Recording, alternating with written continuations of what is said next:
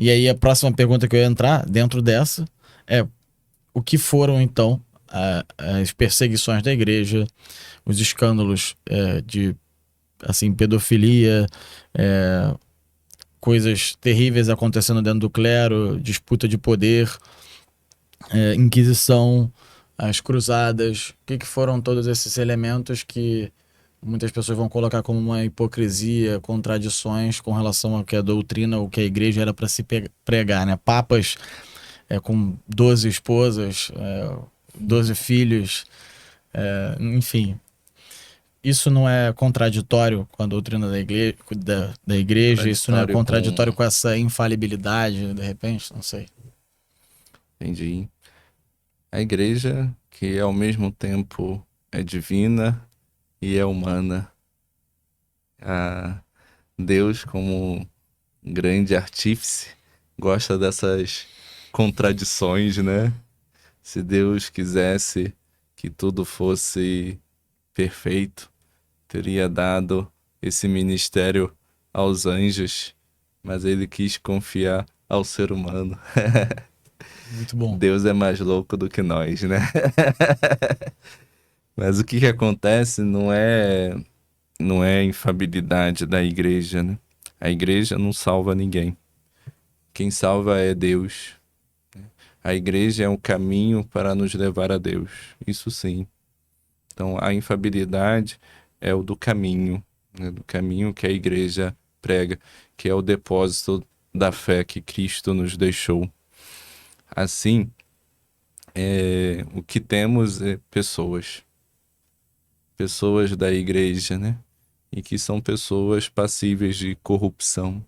O poder corrompe, o dinheiro corrompe, e facilmente podemos nos deixar ser corrompidos pela venda da mensagem evangélica, né? Facilmente.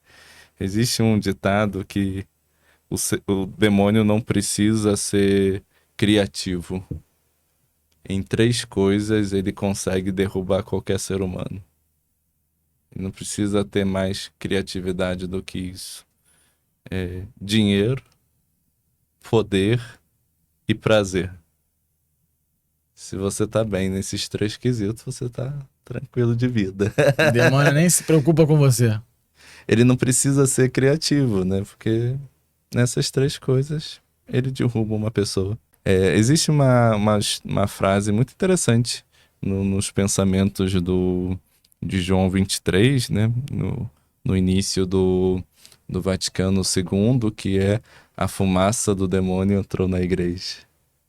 Né? Ou seja, o demônio não pode... As portas do inferno, Não né? prevalecerão sobre ela. Mas a fumaça do demônio entrou na igreja, né? E aí João 23 diz que é preciso abrir as janelas e as portas para sair o cheiro de podre de dentro. Bom, Aqui temos uma questão de seres humanos, né? Mas na mesma perspectiva do que eu falei da origem do mal no livro de Jó, a gente foca no lado ruim, sem olhar o lado bom, né? Então, uma igreja que tem um papa com mulher e filhos, como você falou, mas tem um São Felipe Neri evangelizando e ensinando as crianças a ler e escrever. Como pesar? Como pesar? Como botar na mesma... É infinitamente maior o bem. O bem supera todo o mal da nossa vida. Então, se você tem o mal que vem pelo ser humano, né? Da corrupção que o ser humano pode ter. Mas é muito maior o bem que Deus faz em nossa vida. Então, você tem... Para um erro de uma pessoa da igreja, você tem trocentos milhões de acertos de membros da igreja. eu queria me defender, porque eu não sei quais são os cortes que as pessoas vão estar vendo. Vai parecer que eu tô aqui assassinando o padre.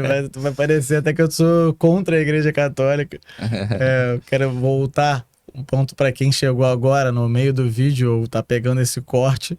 Eu sou católico, mas estou aqui para matar algumas dúvidas, algumas curiosidades que podem existir sobre a igreja. E nesse ponto que você falou, inclusive, é algo que me convence muito, é a existência do bem, de olhar para as coisas boas e ver que a igreja foi que construiu a maior parte das civilizações também. Foi ela que trouxe os hospitais, é É, isso? hospital, Escolas, universidades, universidade, cemitério público para todas as cemitério. pessoas. Olha, é uma coisa Fora as que. contribuições para a ciência.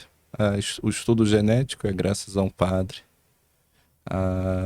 O método científico, que dizem que a igreja é contrária ao método científico, o método científico foi criado por um padre, né? O rádio, várias coisas que foram membros da igreja, né, que construíram. Legal. E a própria vida, eu falei dela aqui nesse podcast,